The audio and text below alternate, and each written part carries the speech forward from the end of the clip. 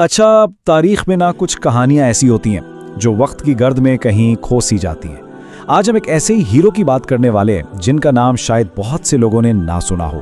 پہلی جنگ عظیم کے ایک بہادر سپہ سالار فخری پاشا، ایک ایسی شخصیت جنہوں نے اپنی ہمت اور عقیدت سے تاریخ پر ایک انمٹ نقش چھوڑا۔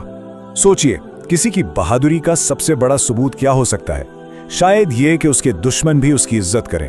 فخری پاشا کے ساتھ بالکل یہی ہوا۔ برطانوی فوج جو ان کے خلاف لڑ رہی تھی، وہ بھی ان کی جرأت سے اتنی متاثر ہوئی کہ انہوں نے خود انہیں صحرائی چیتا یعنی دی ٹائیگر آف دی ڈیزرٹ کا لقب دیا۔ یہ کوئی چھوٹی بات نہیں تھی۔ تو یہ فخری پاشا تھے کون؟ دیکھیے، وہ صرف ایک عثمانی جرنیل نہیں تھے۔ ہاں، فوجی حکمت عملی میں تو وہ ماہر تھے ہی، لیکن ان کی اصل پہچان ان کا گہرا ایمان تھا۔ وہ ایک ایسے سپاہی تھے جن کے لیے مدینہ شہر کا دفاع صرف ایک فوجی ذمہ داری نہیں بلکہ ایک مقدس فریضہ تھا۔ چلے اب ذرا اس دور میں چلتے ہیں جب یہ سب کچھ ہو رہا تھا۔ پہلی جنگ عظیم کا زمانہ تھا اور مشرق وسطیٰ میں ایک بڑی تبدیلی آ رہی تھی۔ عرب بغاوت شروع ہو چکی تھی اور اس بغاوت کی آگ نے جلد ہی مدینہ جیسے مقدس شہر کو بھی اپنی لپیٹ میں لے لیا۔ یہیں سے اس تاریخی محاصرے کی بنیاد پڑی۔ تو کہانی کچھ یوں ہے، 1916 میں برطانیہ اور فرانس کی مدد سے عرب بغاوت شروع ہوتی ہے اور ساتھ ہی مدینہ کا محاصرہ بھی، ٹھیک؟ پھر جنگ چلتی رہی۔ اکتوبر 1918 میں سلطنت عثمانیہ نے باقاعدہ شکست تسلیم کر لی، یعنی جنگ ختم۔ لیکن یہاں ایک دلچسپ موڑ آتا ہے۔ فخری پاشا نے ہتھیار نہیں ڈالے۔ وہ جنوری 1919 تک مدینہ کا دفاع کرتے رہے، جنگ ختم ہونے کے بعد بھی۔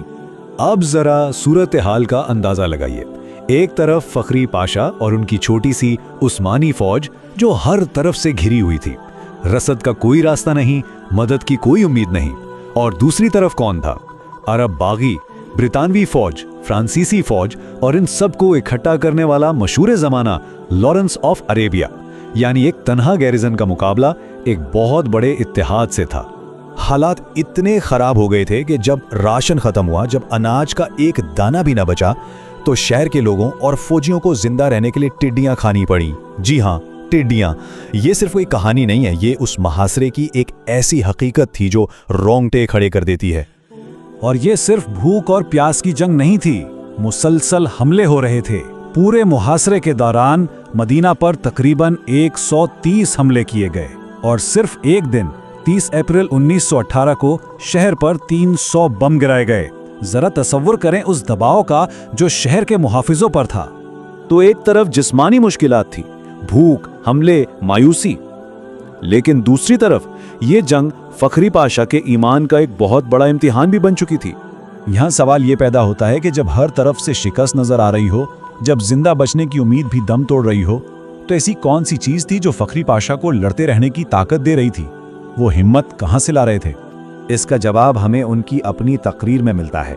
ایک دن وہ مسجد نبوی کے ممبر پر کھڑے ہوئے اور اپنے تھکے ہارے سپاہیوں سے کہا، سپاہیوں، میں تم سے نبی صلی اللہ علیہ وسلم کے نام پر اپیل کرتا ہوں، ان کے شہر کا دفاع اپنی آخری گولی اور اپنی آخری سانس تک کرو۔ یاد رکھو، محمد صلی اللہ علیہ وسلم کی روح ہمارے ساتھ ہے۔ ان الفاظ نے یقیناً فوج کے حوصلے بلند کیے ہوں گے۔ اور پھر ایک واقعہ پیش آیا جس نے ان کے ارادے کو بالکل پتھر کی طرح مضبوط کر دیا۔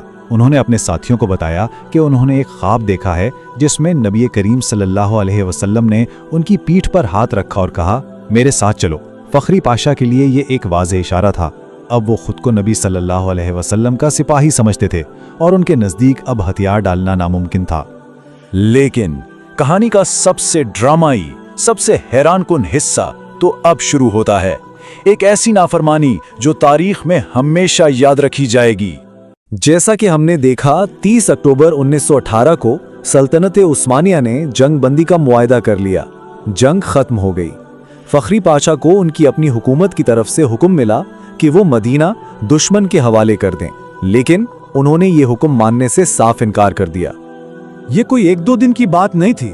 اپنی حکومت کے ہتھیار ڈالنے کے بعد بھی یہ صحرائی چیتا مزید بہتر دنوں تک لڑتا رہا، اکیلے، پوری دنیا کے خلاف۔ تو پھر یہ مزاحمت ختم کیسے ہوئی؟ دشمن تو انہیں شکست نہیں دے سکا۔ ان کا خاتمہ اپنوں کے ہاتھوں ہوا۔ پہلے سلطان نے حکم بھیجا، انہوں نے نہیں مانا، پھر حکومت نے انہیں عہدے سے ہٹا دیا، وہ تب بھی لڑتے رہے۔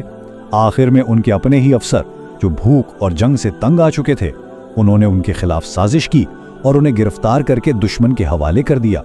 گرفتاری کے بعد بہت سے لوگ سوچتے ہیں کہ شاید کہانی ختم ہو گئی، لیکن فخری پاشا کی زندگی کا باب یہاں بند نہیں ہوا۔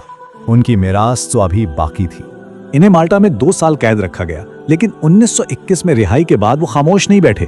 وہ واپس ترکی آئے اور فوج میں شامل ہو کر یونانی اور فرانسیسی افواج کے خلاف جنگ لڑی۔ بعد میں انہوں نے افغانستان میں ترکی کے سفیر کے طور پر بھی خدمات انجام دی۔ آخر کار 1948 میں ان کا انتقال ہوا اور انہیں استنبول میں دفنایا گیا۔ فخری پاشا جیسی کہانیاں جو ایمان اور اصولوں پر ڈٹ جانے کی مثال ہیں، اکثر جدید تاریخ کی کتابوں میں کیوں نظر نہیں آتی؟ یہ ایک اہم سوال ہے کہ ہم تاریخ سے کن ہیروز کو چنتے ہیں اور کن کو بھلا دیتے ہیں۔